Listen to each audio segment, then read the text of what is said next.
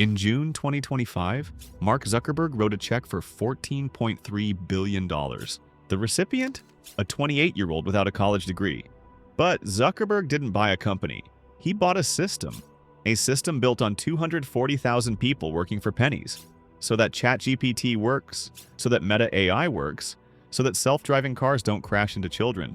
And you're a part of the system, every day, without knowing it. This is the story of Alexandr Wang, Scale AI, and the biggest AI deal of the last year.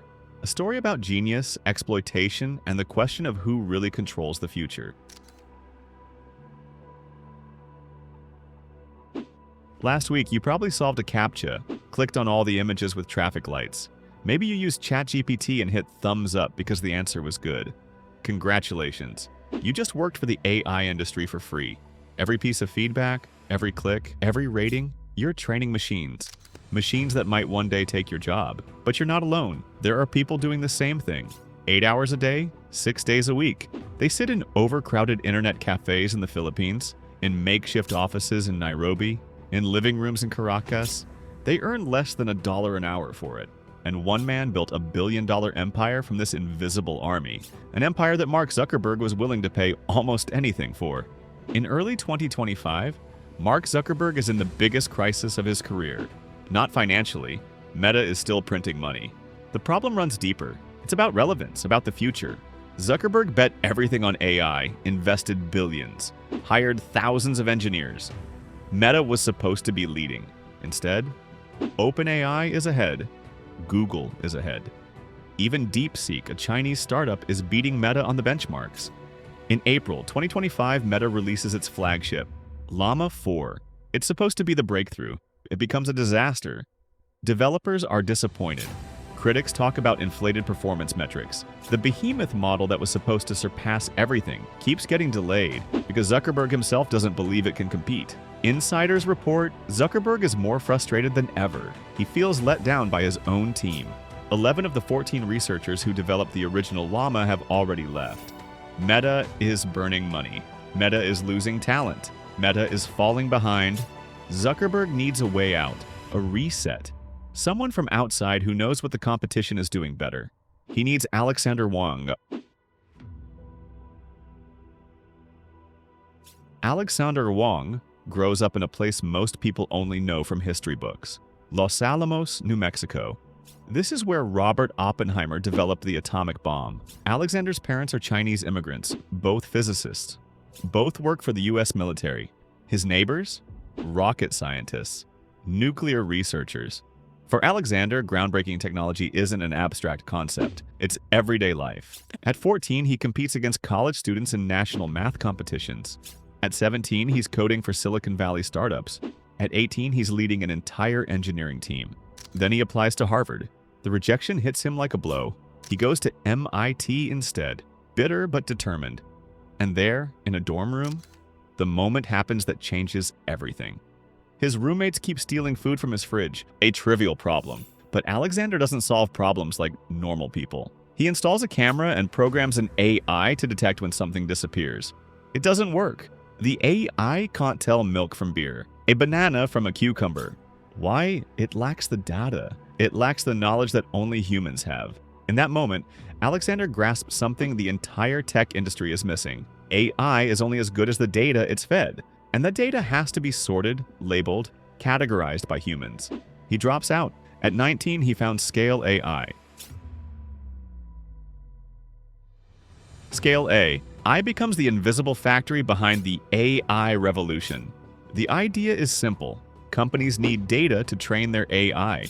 Scale AI provides the people who prepare that data. Alexander recruits tens of thousands of workers in developing countries: Philippines, India, Kenya, Venezuela. They label images for self-driving cars, train chatbots, categorize text, images, videos.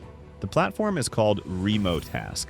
The promise: flexible work, fair pay, a chance at a better life. The reality is different. Oxford University investigates the working conditions and gives a rating. 1 out of 10 points, the worst in the entire industry.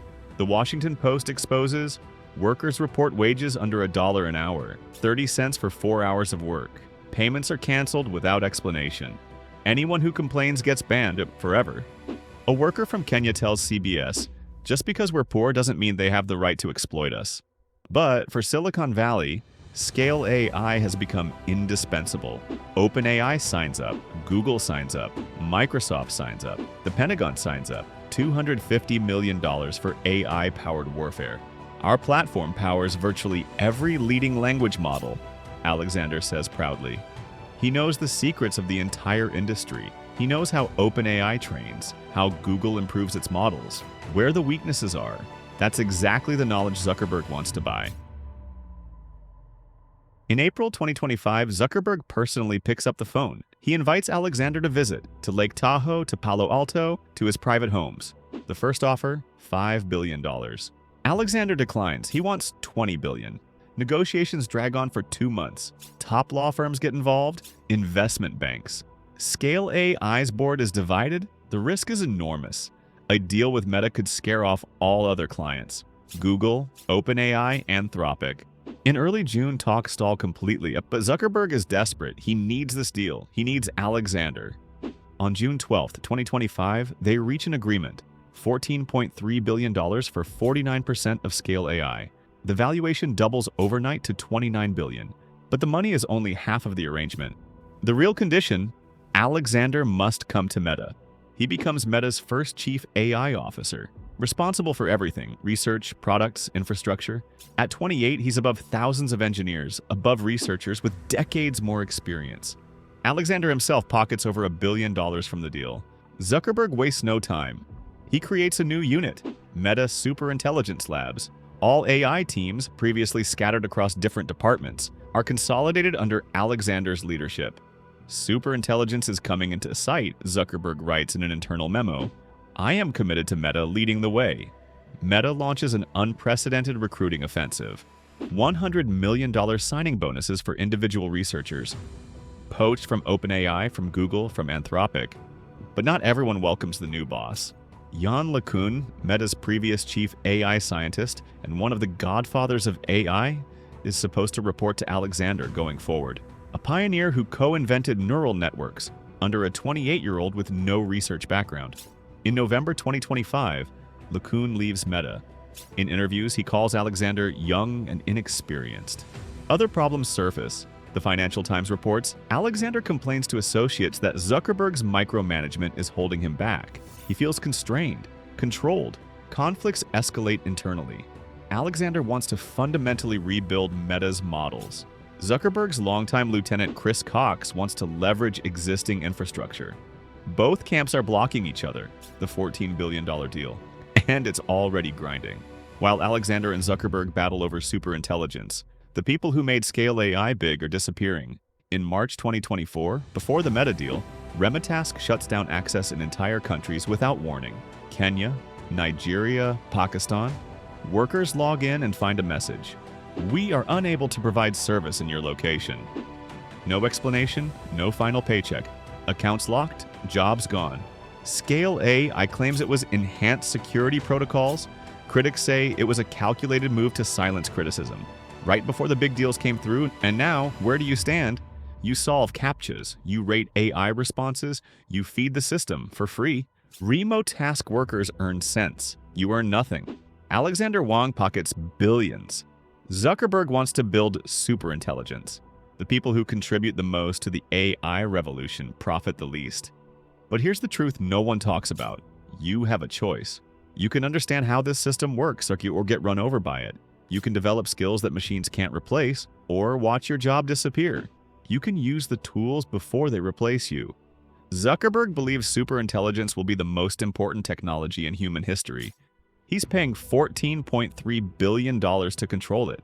And the question isn't whether this technology will change your life. The question is, will you be the one using it or the one being used by it?